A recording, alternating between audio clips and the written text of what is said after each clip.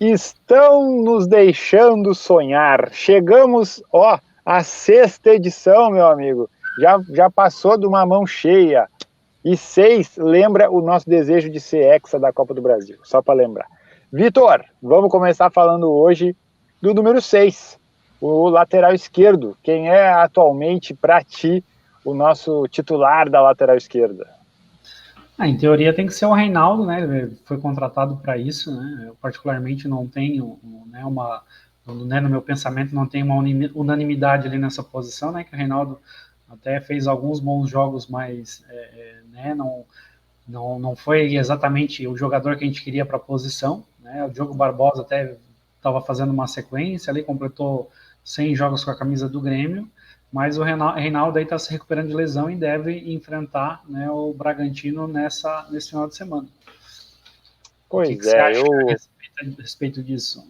eu sempre que a gente vai enfrentar esse time, eu fico na dúvida, né, se eles tomaram uma Red Bull antes, mas deixa isso pro pessoal lá do que faz os exames lá depois do jogo, antidoping lá, deixa com eles. Piadinha velha, piadinha de tio, só para descontrair. Ó, eu acredito muito que o Reinaldo pode ser, vamos dizer assim, entre aspas, o nosso novo Cortez. Aquele cara que ninguém mais acreditava, foi lá, se dedicou e trouxe taça, que é taça que o pessoal lembra. Né? Diogo Barbosa, infelizmente, está lá com uma cicatriz, que é o rebaixamento, e então, para tirar isso, tem que ter taça, tem que ter campeonato. Então, eu espero então que o Reinaldo venha para trazer essa taça e ajudar aí um pouco o nome, né, do Diogo Barbosa para sair limpo aqui do Grêmio. E tô na torcida para que o Reinaldo já volte agora com o Bragantino. E espero que o pessoal lá da preparação física lá só coloque ele se realmente ele tiver 100%, né? Não vamos apressar as coisas. O ano é longo, né? Então vamos na calma, vamos na manha, porque eu não quero depois, e ele ainda não estava 100% e aí foi forçado e acabou se lesionando. Isso eu não quero que aconteça, porque depois eu vou falar, eu já sabia. Então, eu fiz um levantamento aqui, né, a respeito de alguns laterais esquerdos aí nos últimos 20 anos, né, tentei buscar na memória, porque, né, agora a gente está com o Reinaldo, ano passado o Diogo Barbosa, né, era uma das principais opções, e aí o Bruno Cortez não era unanimidade, né, tem muita gente que gosta dele, mas ficou considerado meio que tipo um jogador abaixo daquele elenco tricampeão da Libertadores. E aí eu tentei meio que buscar alguns jogadores, né, nesses últimos 20 anos que vestiram a camisa 6 para lembrar, né, qual o grande jogador que o Grêmio teve nessas posições. Eu vou citar alguns, aí eu quero que o Rafael também, talvez ele lembre de alguém que eu possa estar esquecendo, porque até tinha esquecido de dois nomes que foram muito interessantes. Mas antes eu quero confirmar aqui o Grêmio que deve enfrentar o Bragantino, né? A gente Sim, muito provavelmente continua com o Gabriel Grando no gol. Aí sim. Fábio, Bruno Alves, Bruno Uvini, né? O Kahneman está suspenso, né? Levou o terceiro amarelo. E Diogo Barbosa não, né? Provavelmente joga o Reinaldo mesmo, tá? E aí o Milan deve jogar novamente, né? O Milan que fez a sua estreia profissional na última partida contra o Cuiabá. Junto com ele ali na volância tá o Lucas Silva. Aí temos Bitelo, Cristaldo e Vina, e na frente o Luiz Soares, né? Então eu vou falar os laterais que eu. Porque assim, né? Como eu sou gremista já de um tempinho aí, né? Peguei ali ainda a época com o Filipão, que eu virei gremista, mas era muito pequeno para lembrar. Naquela época o Roger, que era o lateral esquerdo, multicampeão. Só que teve um muito marcante que foi o Gilberto, né? Ali em torno de 2002, mais ou menos por ali. O Gilberto foi um jogador de nível de seleção que estava no Grêmio, um jogador altamente técnico. E aí me lembra, né? Eu fiz um questionamento no grupo e me lembraram de dois jogadores assim, tipo, num passado não tão distante, que jogaram na mesma época. E aí, quando um jogava, eles diziam que o reserva era melhor. Só que eu discordava e parece que o tempo mostrou que eu estava um pouquinho mais correto, né? Que a gente tinha o Alex Telles, né? Daquele pacotão do Juventude, e É, aí o Wendel, se eu não me engano, ele veio do Londrina, né? O isso. Wendel era o reserva, e aí o Grêmio acabou vendendo, eu acredito que o Grêmio vendeu até o Alex Telles primeiro. Aí o Wendel assumiu a titularidade, mas logo na sequência foi vendido também, né? E o Alex Telles é jogador lembrado para a seleção brasileira, né? Eu lembrei agora também que teve uma promessa ali que todo mundo queria, assim, que todo mundo esperava que ele fosse o novo, vamos dizer assim, o novo Roger, né? Que é o Júnior Tavares, que depois foi jogar no São Paulo, até teve uma passagem boa lá, mas no Grêmio acabou que ele não teve espaço, né? Então, mas eu lembro que ele tinha qualidade nas partidas que eu assisti dele. Outro que também se falava assim era o Breno, lateral esquerdo, mas também não teve oportunidade e acabou, né, se perdendo por aí. Eu já nem sei mais onde está o Breno. São nomes aí que eu lembrei agora. Conforme tu foi falando, eu fui tentando resgatar na memória aqui. Mas saudades do Alex Telles. O Wendel está aqui agora, né, no Futebol Clube do Porto. Jogou, ontem o clube jogou, e o Wendel faz parte aí dessa equipe que está em busca aí do campeonato português. Mais um, né, na história.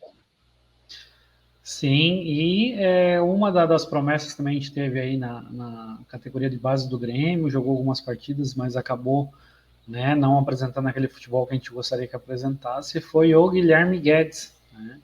Eu estou citando ele porque tem uma curiosidade específica, né? Chegou a buscar essa curiosidade aí, Rafael?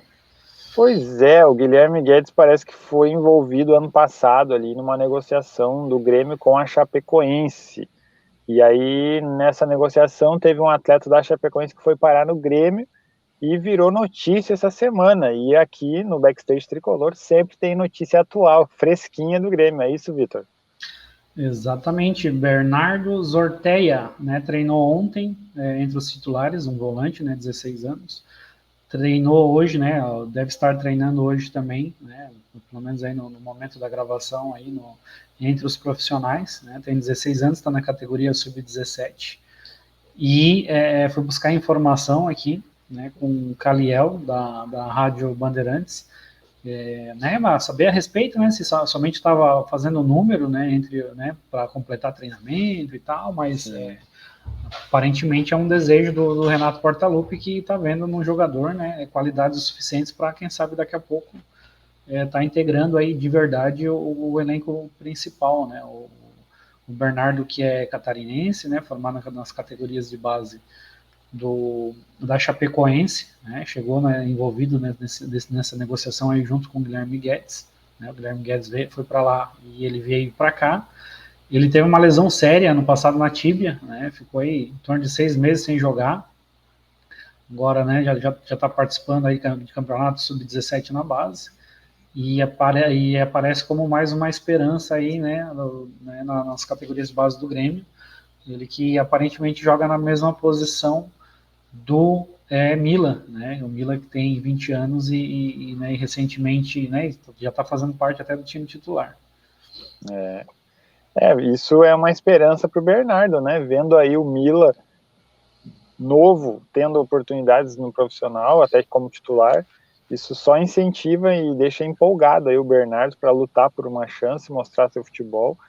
Claro que se daqui a pouco não render no momento, tem que entender que ele ainda é novo e que tem que continuar trabalhando para mais para frente ter outra oportunidade. Também agora não adianta, né, virar uma tempestade num copo d'água, tipo, não vou ser titular, então acabou minha carreira. Não, calma aí. 16 anos é muito peso para carregar, então calma, vai na manha. Claro que vamos estar torcendo por ele, mas se daqui a pouco o Renato disser, não é a hora ainda, beleza, continua treinando, porque sabe que daqui a pouco vai ter oportunidade sim.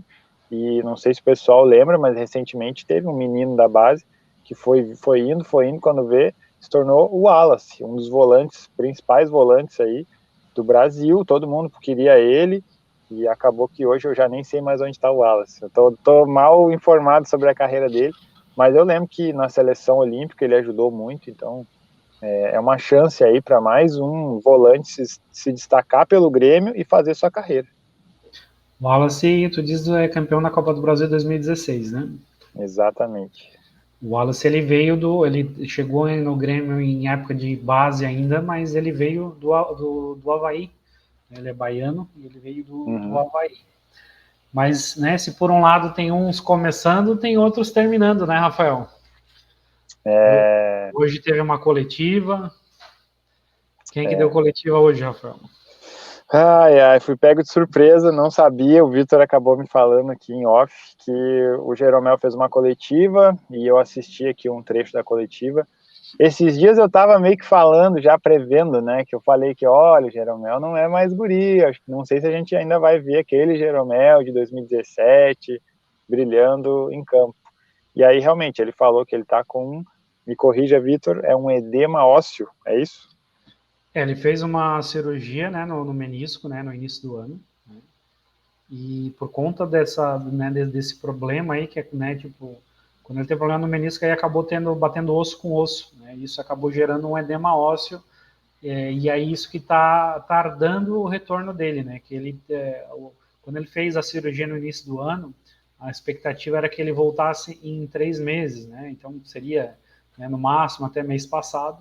Só que aí, por conta desse edema aí, que foi constatado recentemente, quando ele voltou a ter treinamentos no campo, precisou ser prolongado aí o período de reabilitação, né? Tá fazendo fisioterapia diariamente. Né? Então, pela coletiva de hoje, ele disse que precisa de mais uns 20 dias aí para estar treinando com bola e tá próximo de estar podendo atuar, né, pelo Grêmio. E, né, nessa entrevista ele foi questionado a respeito de aposentadoria, mas como essa situação ainda não está totalmente definida, né, porque o jogador ainda está em período de reabilitação, então ele vai ver, né, como é que ele vai se sentir, né, porque é uma lesão que não é simples, né, vários jogadores aí que tiveram problema no menisco aí meio que aproveitaram já e se aposentaram, né? E ele confirmou que tem desejo de né, pendurar as chuteiras vestindo a camisa do Grêmio. Então, eu não descartaria no fim do ano, né, o Jeromel, né, encerrando a carreira, né? Eu acredito que ou vai ser esse ano ou mais tarde ano que vem ele vai estar se aposentando. É uma pena que seja dessa maneira, né? A gente sempre deseja que o jogador se aposente jogando o máximo que pode, né? Perto de 100%, né? Mas as lesões acabam surgindo e acabam talvez adiantando uma coisa que a gente sabia que ia acontecer um dia, né? E nada a ver com o assunto, Vitor, mas só para ver se daqui a pouco vira verdade, né? Vamos soltar aqui, mais para frente, em outra edição, a gente confirma se é verdade ou não. Mas parece que Thiago Silva pode estar tentando a saída adiantada do Chelsea para poder jogar no time do Cano. O Fluminense está um cano, como diz o gaúcho, né? Esse time está um cano. E realmente tem um cara lá que se chama Cano, tá fazendo gol pra caramba. E aí surgiu essa notícia agora, eu quero soltar aqui para mais para frente a gente conferir se é verdade ou não. Thiago Silva pode estar vindo para o Fluminense para fazer seus últimos anos de carreira, né, se aposentar e aproveitar, né, que o time está voando, quem sabe conquistar uma Libertadores aí que ele não tem, né, no currículo. Sim, o Thiago Silva aí na fase de carreira, derradeira da carreira dele, né, assim como o Jeromel que esse ano completa 38 anos, o Thiago Silva já completou, né, os 38 anos, né, esse ano ele faz 39. Thiago Silva que chegou, né, começou no Fluminense, mas chegou a jogar no Juventude, né, antes e também no RS Futebol ali de Alvorada. Antes de estar arrumando para a Europa, onde ele fez basicamente, né, ele chegou a voltar, ele foi para a Europa, voltou para o Fluminense, aí fez toda a carreira na Europa e agora está para retornar, né? O Marcelo já está lá no Fluminense, né? Aquele período ali foi bem frutífero, né? De jogadores, que inclusive eles foram vice-campeões da América junto com o Renato Portaluppi, né? Exatamente. Só por isso que eu trouxe o assunto, porque tem o Renato envolvido nessa história aí.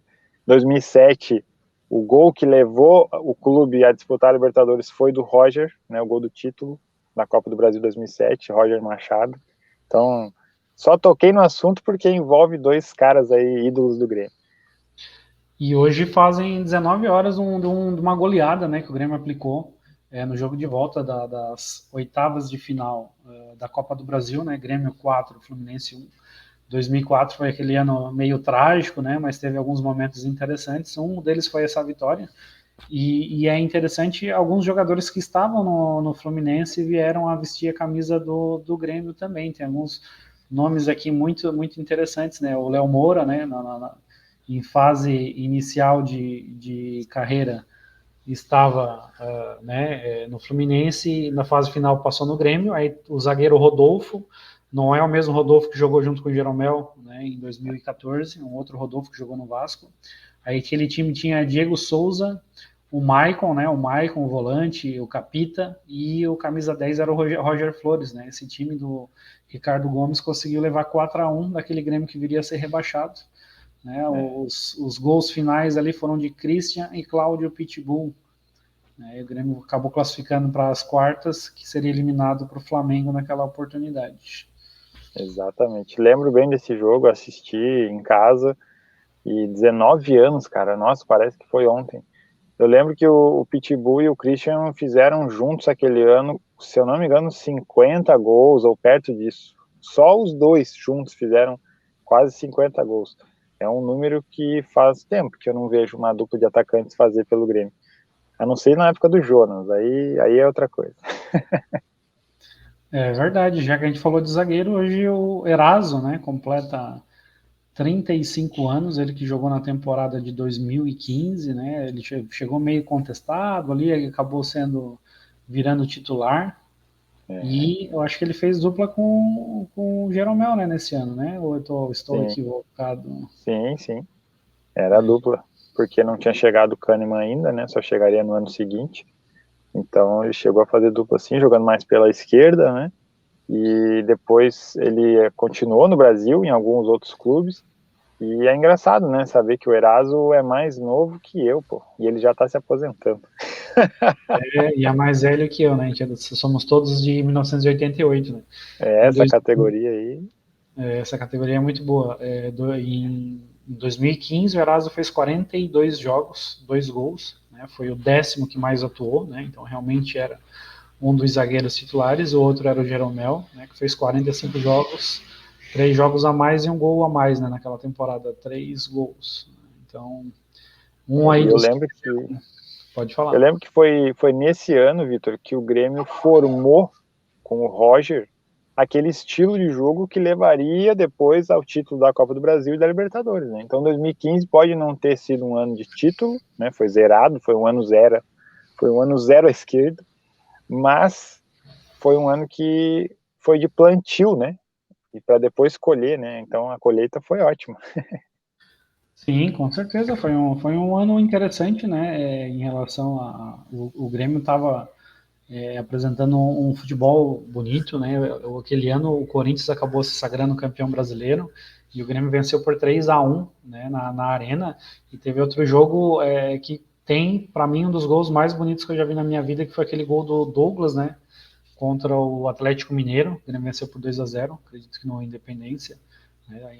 O Grêmio ali numa transição ofensiva ali, né, partindo da defesa, foi trocando passes até o Douglas, né, praticamente todo o time participou da jogada e foram trocando passes e o Douglas fez o gol, né? Então ali a gente tinha uma esperança muito grande no Roger, né? O Roger, né, que foi lateral esquerdo do Grêmio há muito tempo, né? Que a gente já citou hoje aqui, já citamos algumas vezes e não tem como a gente não estar citando quase sempre, porque junto com o Darley e mais alguns nomes, foi um dos atletas multicampeões pelo Grêmio.